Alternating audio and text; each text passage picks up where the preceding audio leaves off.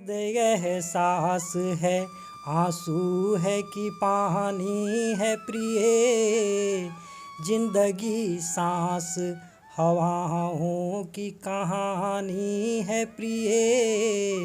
इस तरह प्यार के रिश्तों को समझते चलिए, फूल के साथ ही फूलों की जवानी है प्रिय। हम तेरे प्यार के वास्ते चल पड़े, मंजिलों के लिए रास्ते चल पड़े, कि मंजिलों के लिए रास्ते चल पड़े। चांद चूड़ी खनक आज भी है, मोहब्बत की सौंधी महक आज भी है, चमक चांद चूड़ी खनक आज भी है। आप सभी दर्शकों को, श्रोताओं को गज़लकार सागर आनंद नागनूर नमस्कार कर रहे हैं। तो नमस्कार, मेरा नाम इंदल कुमार है और आप सब जान रहे हैं कि बहुत दिनों के बाद एक वीडियो के माध्यम से आप लोगों से जुड़ रहा हूं।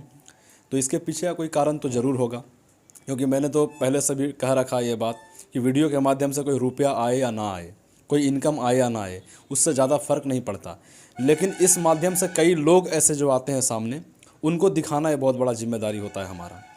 तो आज मैं एक ऐसे जगह पे खड़ा हूँ जहाँ पे एक ऐसे गज़लकार रहते हैं, एक ऐसे शायर रहते हैं, एक ऐसे कलमकार रहते हैं जिनके ऊपर ही मैं कुछ चंद लाइनें लिखा हूँ जो अंतिम में सुनाऊँगा आपको। हम जब बड़े बड़े शायरों की कल्पना करते हैं कि अच्छा इस जगह के इतने बड़े शायर हैं, गोरखपुर के इतने बड़े शायर हैं, लखनऊ के इतने बड़े शायर हैं, लेकिन दुख की बात है हमारे घर के बगल का पड़ोसी अगर शायर हो तो हमें रास नहीं आता, पसंद नहीं आता। हम चाहते हैं कि आपको पसंद आए, क्योंकि हम उनसे गज़ल पढ़वाएंगे, आपको सुनाएंगे। तो आज हम एक ऐसे शायर के घर में आए हैं, उनके ऑफिस में आए हैं। इन्होंने ऑफिस या जगह का नाम इन्होंने रखा है प्रयोग धाम।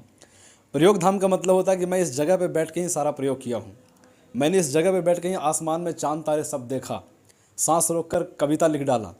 और एक कविता का लाइन यहाँ पे लिखा हुआ भी है कि फूल खुशबू हार माँ का प्यार है, पाक दामन प्यार माँ का प्यार है।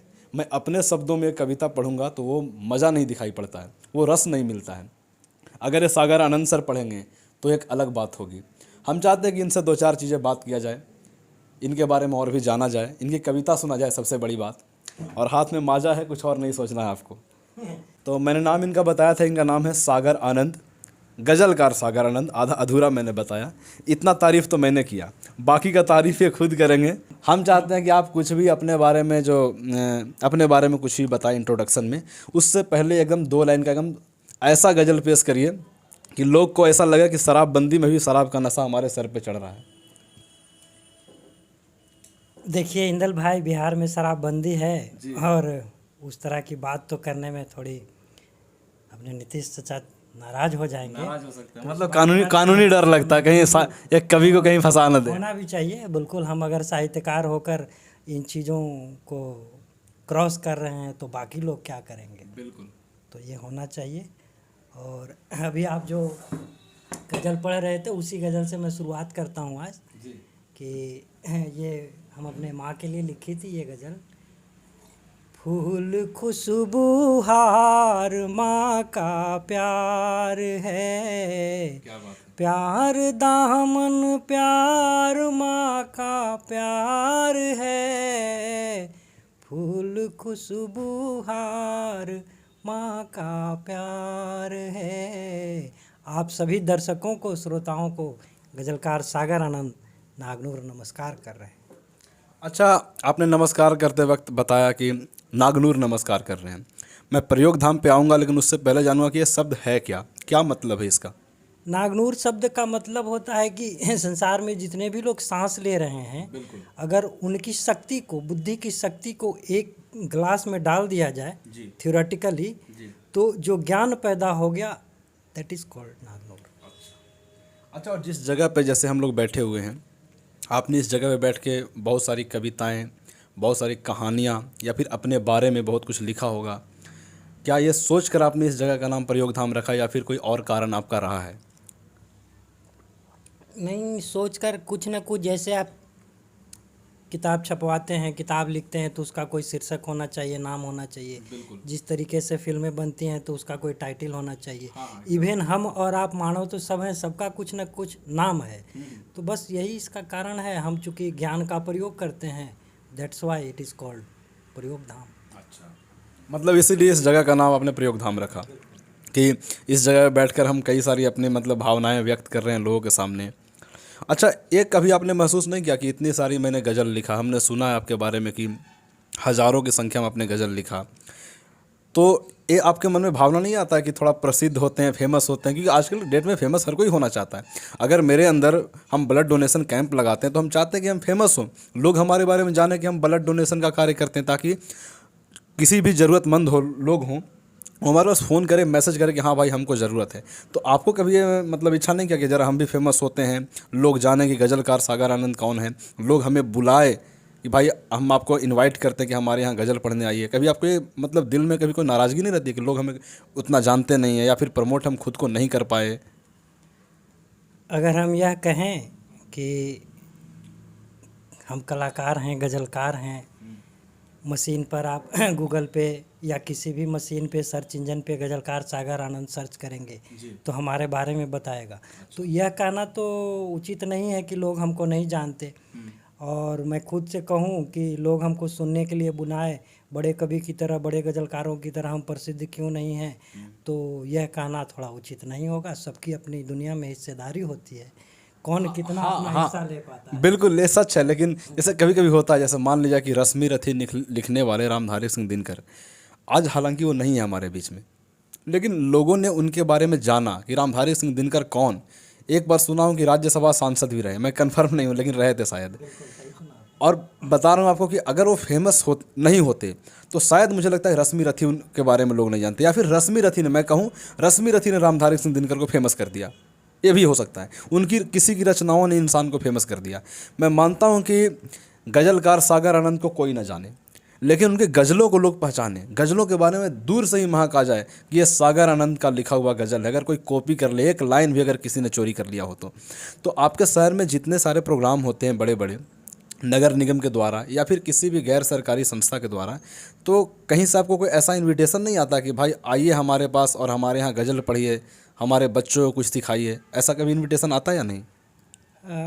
बड़े जो कार्यक्रम होते हैं उन तक हमारी पहुंच नहीं है। अच्छा, या उन लोगों की पहुंच हमारी तक नहीं है, दोनों ही बातें हो सकती हैं। यही कहना सही होगा। और बिल्कुल वही बात है, कार्यक्रम तो होते रहते हैं, रोज़ होते हैं जी, लेकिन किसी दिन मौका मिलेगा तो बड़े मंच पर भी पहुंचेंगे। बिल्कुल। ऐसा क्या, नाम पाना, प्रसिद्धि पाना हर कोई चाहता है, मैं भी चाहता हूं, जी, लेकिन खुद से स्वयं से इस तरह की बात करना लोग हल्के में ले लेते हैं। हाँ, ये होता है कि मतलब कि इंसान जब कहता है कि भाई मैं या फिर अपनी तारीफ़ खुद से कोई कर दे, लेकिन मैं चाहता हूँ कि ये बात को हमारे दर्शक हल्के में ना लें, उन्हें ये ना लगे कि एक आदमी प्रसिद्ध होने के लिए इतना बेताब है और वो भी बिना टैलेंट के। हम चाहते हैं कि टैलेंट को इनके सामने इस तरह रखा जाए कि ये इनको लगे, ये कमेंट में आकर कहें कि बेशक ये प्रसिद्धि के लायक हैं, ये प्रसिद्धि के पूरे पूरे हकदार हैं। और ये कैसे होगा?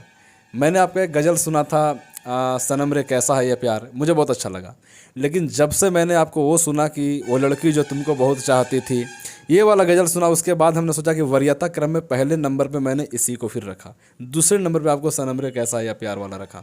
हम चाहते हैं कि वो पहले गज़ल इनके सामने रखा जाए, ये सुनाया जाए, बाकी ये जवाब खुद दे देंगे। मैं चाहता हूं कि तीसरे तरह की गज़ल से मैं आपको रूबरू कराऊं। अच्छा, मतलब कि ना मेरी बात हमारी कोई भी बात ना मानी जाए। कि सुनी सुनी बात तो आप कहीं भी वीडियो में भी सुन सकते हैं, मैं फिर सुना दूंगा, फिर आप सुन लेंगे। हाँ। तो हमारे हाथ में बिल्कुल ताज़ी गज़ल है। ताज़ी गज़ल इसलिए कहते हैं कि आज 2-4 दिन पहले इसको हमने लिखी है, उसका आनंद लें, उसके बाद फिर देखी जाएगी। हम तेरे प्यार के वास्ते चल पड़े, हम तेरे प्यार के वास्ते चल पड़े, मंजिलों के लिए रास्ते चल पड़े, कि मंजिलों के लिए रास्ते चल पड़े। होंठ पर प्यार के 100 समंदर लिए, कि होंठ पर प्यार के 100 समंदर लिए, भूख की राह में नाचते चल पड़े, भूख की राह में नाचते चल पड़े। इश्क की आरज़ू धड़कनों की हया, ऐ हवा आँख की कतरनों की हवा, ऐ हवा गर चढ़ो तो चढ़ो आसमां, ऐ हवा गर चढ़ो तो चढ़ो आसमां, ऐ हवा सांस की उतरनों की हवा, ऐ हवा सांस की उतरनों की हवा, हम तेरे प्यार के वास्ते चल पड़े, मंजिलों के लिए रास्ते चल पड़े। बहुत बहुत धन्यवाद। ये गज़ल सुनने के बाद मैंने ये एक डिसाइड किया एक चीज़, और कई बार ऐसा देखा है कि हर टैलेंटेड आदमी जो होते हैं, जो बहुत अच्छा लिखते हैं या बहुत अच्छा गाते हैं, उनको फेमस होने में बहुत समय लगता है आज की डेट में। क्योंकि आज की डेट में जो रैप करने वाले लोग होते हैं, जिनकी आवाज़ कुछ भी नहीं होता, जिनका भद्दा आवाज़ होता है, वो रैप करते हैं, मैं मानता हूँ, वो लोग बड़ी जल्दी फेमस हो जाते हैं। मैं कहता हूँ सागर आनंद एक भोजपुरी सिंगर होते और बहुत ही अश्लील गाना लिखते और अश्लील गाना गाते। तो आज ये फ़ोटो डालने में बहुत लगता है कि एक प्रसिद्ध आदमी से मिल रहा हूँ, वो है सागर आनंद, जहानाबाद में रहते हैं। चूँकि आप गज़ल लिखते हैं, एक अच्छी भाषा इस्तेमाल करते हैं, जिस भाषा में लहजा होता है, संस्कार होता है, अदब होता है, ये भी एक कारण है कि आसानी से किसी को फेमस नहीं बनने देता। ये भी एक कारण है, मेरा ऐसा मानना है। और मैं चाहता हूँ कि लोगों से कि ये भी लोग सुने, सिर्फ अश्लीलता ही सब कुछ नहीं होता है, ये भी लोग सुने, किसी की भावना को लोग सुने, किसी की दर्द को लोग सुने, गज़ल के माध्यम से, कविता के माध्यम से। और एक ऐसी चीज़ है कि जब कवि जो होते हैं अपनी कविता में प्रेम की बातें बताता हो, एक बेटी एक पिता एक जगह पे बैठ कर सुन सकते हैं, उन्हें कभी आपत्ति नहीं होता, उन्हें कभी तकलीफ़ नहीं लगता। लेकिन एक अश्लील गाना में बहुत तकलीफ़ लगता है। तो ये अपने आप में एक संघर्ष है। आज के दौर में हर सोना को ये साबित करना पड़ता है कि मैं ही प्योर गोल्ड हूँ, हम में कोई मिलावट नहीं है, ये बताना पड़ता है। पहला गज़ल इन्होंने सुनाया, अब दूसरा शुरू करते हैं, क्योंकि इनको हज़ारों की संख्या में गज़ल लिख चुके हैं। ये सुनाना शुरू करेंगे तो कोई भी मंच से, अगर एक मंच पे जाके 5 सुनाए तो अगला मंच पे जाके 5 अलग सुनाएंगे, वो मैच नहीं करेगा पहले वालों से। तो मैं चाहता हूँ सागर सर कि आप वो लड़की जो तुमको बहुत चाहती थी वो ज़रूर सुनाए। स्पेशली हम गया से इतना दूर चल के आए कि ये तो सुनकर ही जाएंगे। अगर हम नहीं सुन पाए तो मेरा टिकट का पैसा पानी में चला जाएगा। क्या बात करते हैं इंदल भाई। पैसा किसी का पानी में नहीं जाने दिया जाएगा। हम आपको बुलाए हैं नागनूर के प्रयोग धाम में, तो हम चाहते हैं कि प्रथम चेक मिले तो हम इंदल भाई के चरणों में समर्पित कर दें कि जाइए अपने अकाउंट में क्रेडिट कराइए। आप जैसा लगे आप 2-4 पैसा हमको नहीं, देना चाहिए। आप जैसा हीरा हमारे पास है, आप जैसा हीरा हमारे पास है, इससे ज़्यादा कुछ नहीं चाहिए इंदल कुमार को। और क्या कहें, अभी आपकी फरमाइश पे आने में हमको थोड़ी सी देर लगेगी। अच्छा, मतलब फिर भी हमारी बात नहीं मानिए, फिर से नया। तो एक गज़ल की चंद पंक्तियां सुने जी। दर्द एहसास है, आंसू है कि पानी है प्रिय, दर्द एहसास है, आंसू है कि पानी है प्रिय, जिंदगी सांस हवाओं की कहानी है प्रिय, इस तरह प्यार के रिश्तों को समझते चलिए, फूल के साथ ही फूलों की जवानी है प्रिय, फूल के साथ ही फूलों की जवानी है प्रिय, जिंदगी ख्वाब ज़रूरत है मकानों के लिए, अश्क का मोल ज़रूरी है दीवानों के लिए, आपको बात बनाने की कला आती है, आप तो बात बनाने में बहुत माहिर हैं। क्या बात है। ये मुझे लगता है कि ये 2 गज़ल सुनने के बाद लोग बता देंगे कि मैं क्यों कह रहा था कि इन्हें प्रसिद्धि नहीं मिली और इस बात का भारी दुख होता है। इन्हें दुख है या कि नहीं, लेकिन मुझे दुख है। और बस इसीलिए मैं अपने शहर से यहाँ तक आया हूँ कि इनके बारे में लोगों को बताया जाए।